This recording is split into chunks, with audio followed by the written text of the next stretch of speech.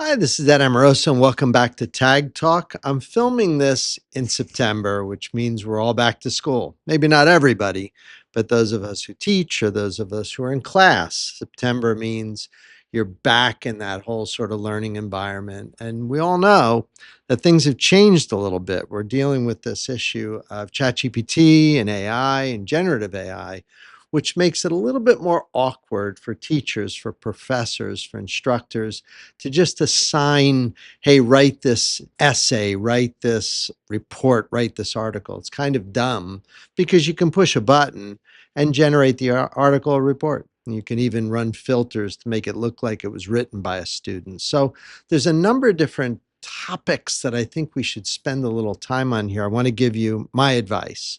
And this is advice based on somebody who's been teaching now for almost 3.5 decades. So I've been doing this a long time.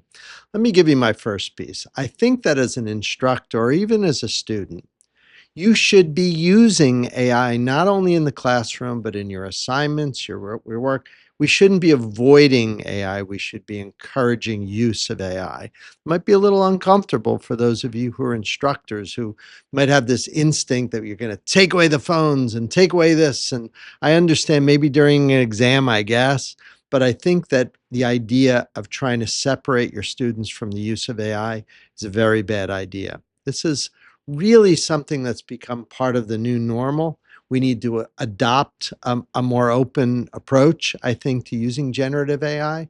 So if you're an instructor, the idea that you're trying to keep people away from using this, in my opinion, very bad idea. Second tip is that as you're evaluating students and what they've learned, I think you should consider more face-to-face, human-to-human interaction, maybe with some sort of a verbal examination. I know it might be hard if you're teaching a chemistry class with 300 people. I mean, perhaps you can do it with TAs. But I think the idea that maybe having a discussion, having a sit down, cup of coffee, 20 minutes, let's talk about what you've learned in this class. Not a terrible idea. I mean, that way you can encourage people to use video, AI, whatever, use whatever learning tools will help you absorb the material. But in the end, the whole idea is what is it have you that you've learned? What can you show me that you've understood? What have you absorbed? How have you grown?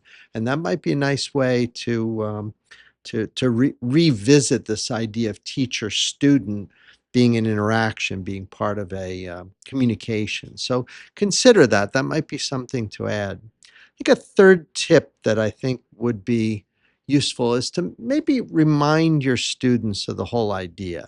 And the idea is to learn. Here's an example I use often with my own students. You guys know I've been teaching computer science for many years. Try and remind students that, like this, use this metaphor, this analogy that if you were going to cross a desert, let's say you wanted to cross a desert with someone and you had your choice of Alice and Bob. Those are our proverbial cybersecurity name choices. Alice has this bag of water that's half full, and she should have had it full, but it's half full. That's the best she could do, but it's really half full. Bob, you're pretty sure the bag is empty, but he's got a certificate from his university saying it is full. You think it's empty, but it says A plus, it's full. He hasn't learned anything. There's nothing in the bag, but the grade says A. Alice, not the greatest grade, but there's something in the tank. Bob, amazing grade, nothing in the tank. Which one do you want to cross the desert with? Do you really care about the grade, or do you care what's in the bag? Is there something there? As a student or even as a instructor, remind yourself the whole idea here is to get something into your brain, to learn, to absorb, to grow, not to get some grade on a piece of paper. And I know that we built a whole infrastructure around that. You want to go to grad school, you want to get in medical school, you want to get accepted to university from high school. So we built this whole structure of grades and evaluation and these qualitative and quantitative evaluations.